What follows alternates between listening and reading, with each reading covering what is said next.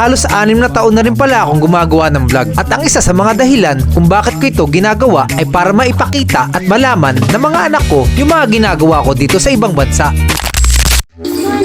Bossing! Kamusta ang buhay-buhay? Galing naman ng anak ko, naguhugas. Ha? Ayun, dito mo lagay na ko. Lagay mo dito. Malambing yun eh. Biting naman ah.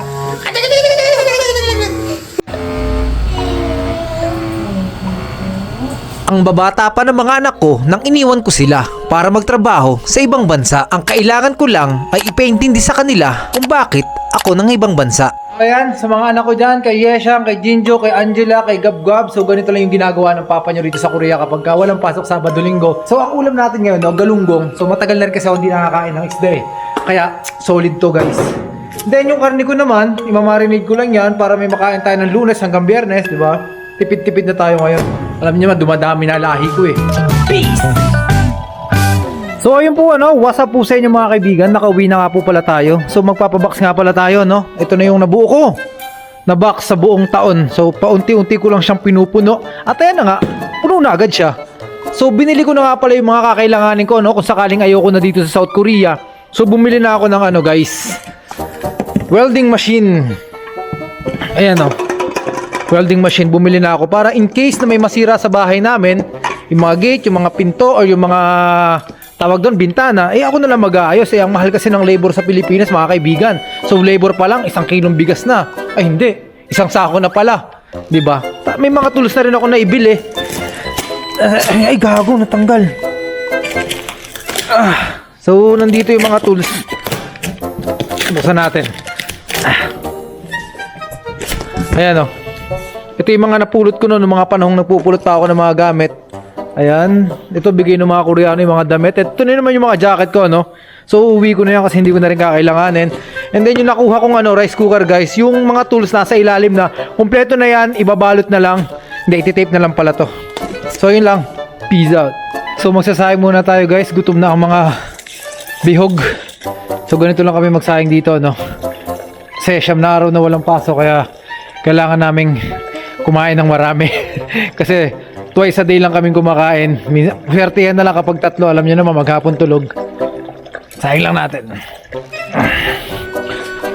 Open na natin. Yeah. Sarado.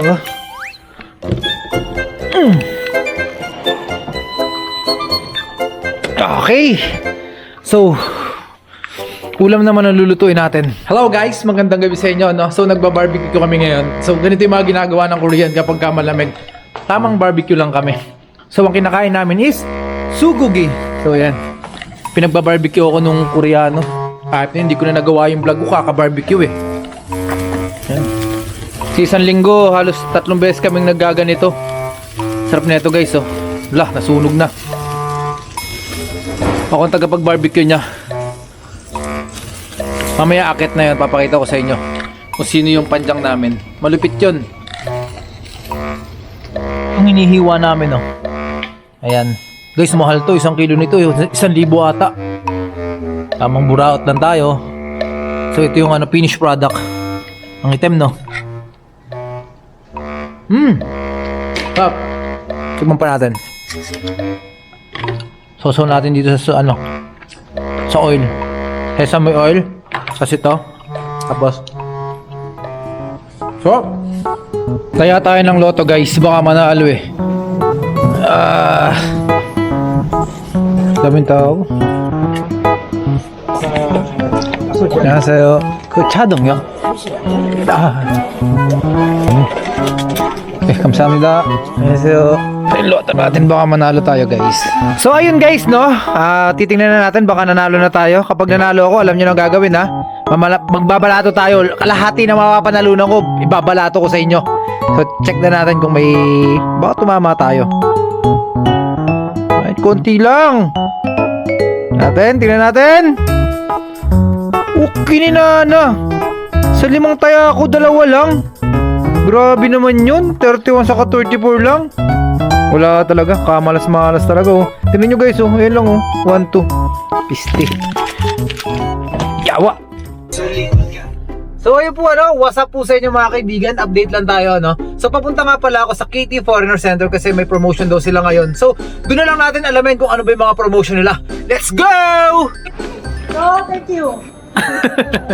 So ayun guys ito nga pala yung bagong promo ng KT Foreigner Center. So i-explain ni Ma'am B na yan kasi hindi ko rin naman maintindihan Korean So papasok tayo dun sa loob para ma-explain nila sa atin. So tara na, let's go! Ma'am, may nakita kasi akong doon, promo ng KT. Para saan ba yun, Ma'am? Yes po, ito po ay para sa family invitation event po para sa 2 tao, which is free 2 round trip ticket, free 7 days accommodation sa 3 to 4-star hotel. Ibig mo sabihin, kapag ka nagpa-line phone ka, may tendency mabunot ka. Yes And po. then may invite mo yung dalawang family, Yes. pagkakaintindi ko? Yes po. Okay. Yes po, ayan po. May chance po kayo na maimbita ninyo ang inyong pamilya. 2 pamilya po ninyo na pwede pumunta dito sa Korea at ma-enjoy po ang tour dito mismo sa atin at makita po ang ganda ng Korea. Para sa line phone yun, Ma'am, kapag ka Yes. nabunot. Pwede na. Line phone, line SIM, internet bundle po. Automatic po kasali kayo sa aming event. So magpapa-line phone ako ngayon, Ma'am. Guys, magpapa-line phone muna ako kasi baka mabunot tayo sa raffle So yun lang. Peace. Magbabago na talaga ako. Hindi ako magmumura. Hindi na ako iinom. Hindi na ako maninigarilyo, magbe-vape. Babaguhin ko na yung ko. Mga masama akong gawain. Saka iwasan ko na yung demonyo, mga diablo kong kaibigan. Tara bro. So ayun po may nagrarally nga pala dito mga kaibigan. Yan, maingay. Nagrarally. Ayan Para saan nga po yung nirarally nila? Sa corruption? Yes. Ang dami So hindi tayo pwede mangilan dito guys Baka mapauwi tayo ng Pilipinas so magbabalita na lang tayo. So ang kanilang mga ginagawa ay para sa mga corruption sa Korea ba? Okay. 우리 국민들을 깨우고 있습니다. 가장 먼저는 Stop stealing guys! Stop stealing!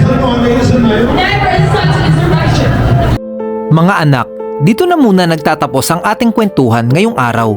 Lagi niyong tatandaan na mahal ko kayo. Higit pa sa anumang kayamanan sa mundo, ang bawat hakbang na ginagawa ko ay para sa inyo, para sa inyong magandang kinabukasan. Magpakabait kayo lagi, huwag kalimutan magpasalamat sa lahat ng biyaya, maliit man o malaki. Mag-aral kayong mabuti dahil ang edukasyon ang susi sa tagumpay. Kung may mga pagsubok kayong kakaharapin, huwag kayong matakot, nandito lang si Papa para gabayan kayo. Huwag din ninyong kalimutan magdasal bago matulog. Ibigay nyo ang lahat ng inyong takot at pangarap sa Diyos dahil siya ang ating gabay sa lahat ng bagay. Magtulungan kayo bilang magkakapatid at alagaan ang isa't isa dahil kayo ang magkasama habang buhay. Hanggang sa susunod nating kwentuhan mga anak, magpakatatag, magpakabuti at higit sa lahat, huwag kalimutang mahal na mahal kayo ni Papa. Paalam muna at good night, mahal na mahal ko kayo na sobra.